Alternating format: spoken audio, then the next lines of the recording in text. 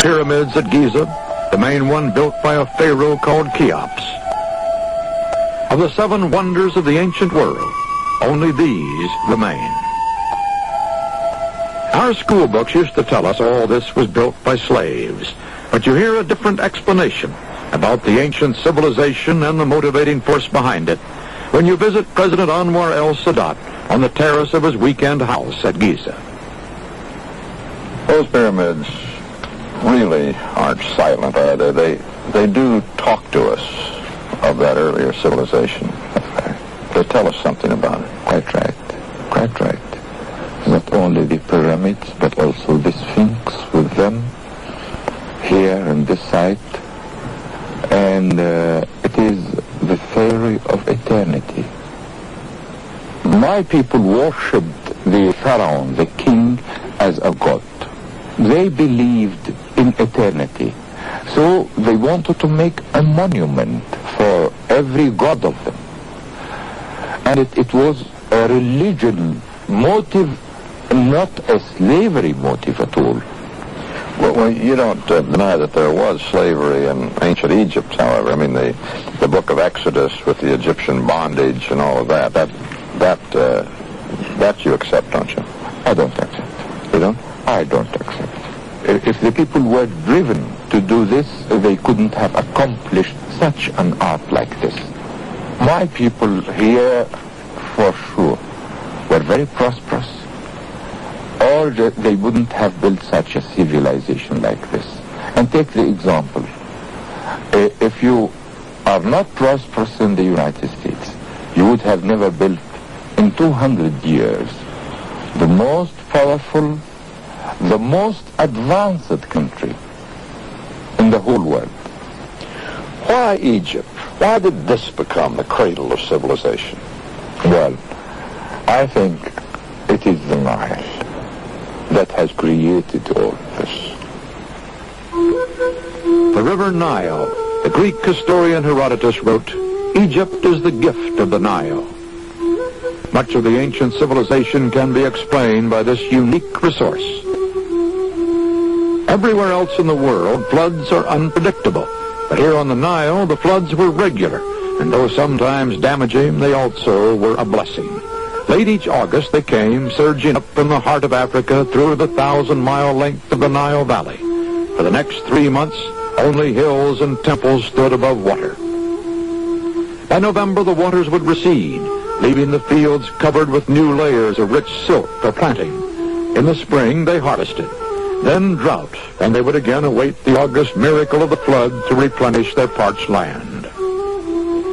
The land was owned by the king, the nobility, and the temples.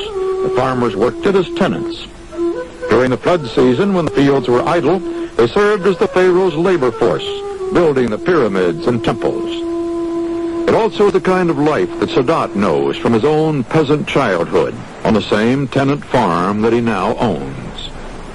Since I was 3 years old, I walked on this same road, and this same canal was here 57 years now, and it will continue until eternity, I think. When you walk these fields today, you see life much as it was in ancient Egypt. Many of the same traditions, the same methods, even the same devices. I used to sit here as one of those 2 men, and early at dawn, because we started early. You know, this is called tambour. There is some screw in it, and it brings the water from the canal to the land here. Small canal. It is prepared only for the small canal. How many hours would you sit there on that screw? Every shift is 2 hours.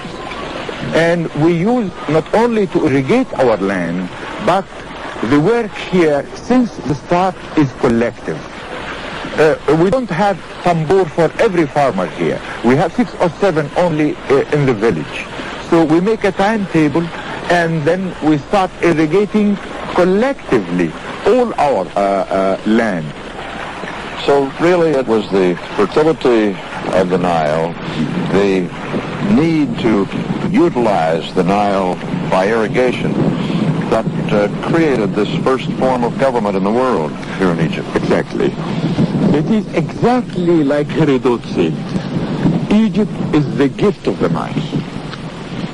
Even with those ancient irrigation methods, the Nile produced a bounty.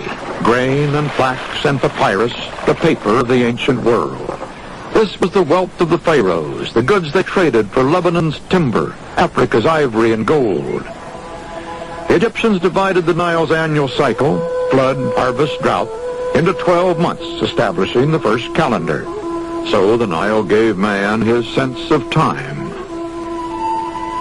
Much more than this, the Nile has given my people also the sense of eternity, that the human is immortal, that there is a second life. And as I told you, when Nile gave the country prosperity, must have given them this fine touch of art to build for the second life, because they consider that the body may perish, but the soul will continue to live.